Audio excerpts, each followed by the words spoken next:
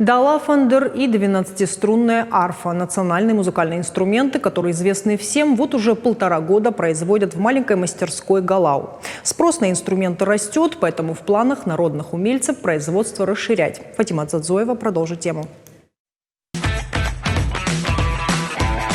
Первые музыкальные инструменты Валерий Галоев и Заур Хадиков сделали еще будучи юношами.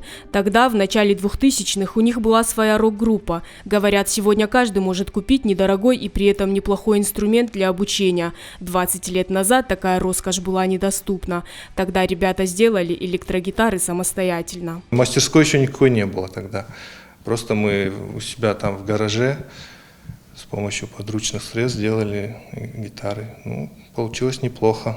Мы на них даже с успехом выступали. Со временем музыкальные интересы ребят стали расширяться. Они начали переводить песни иностранных исполнителей на осетинский язык.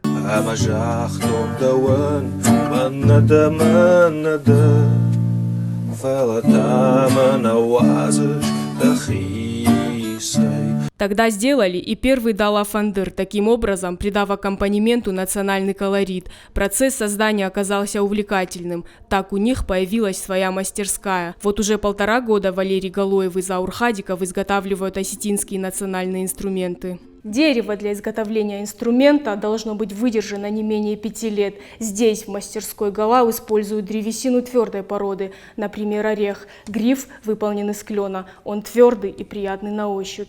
За 1,5 года в мастерской Галау изготовили 21 далафандер. Это не просто создание музыкальных инструментов. Изучая опыт лучших мастеров, здесь продолжают культуру наших предков. Девиз «Двигаться вперед» привел Валерия Галоева и Заура Хадикова к созданию еще одного национального музыкального инструмента – 12-струнной арфы.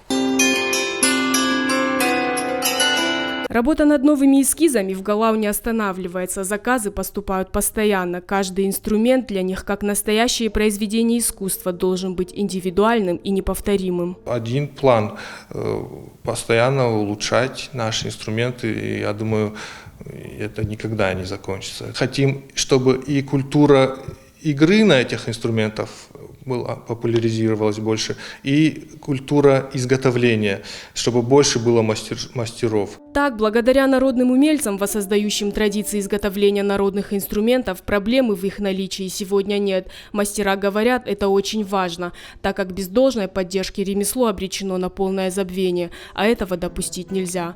Фатима Дзадзоева, Алан Суанов. Новости Осетии.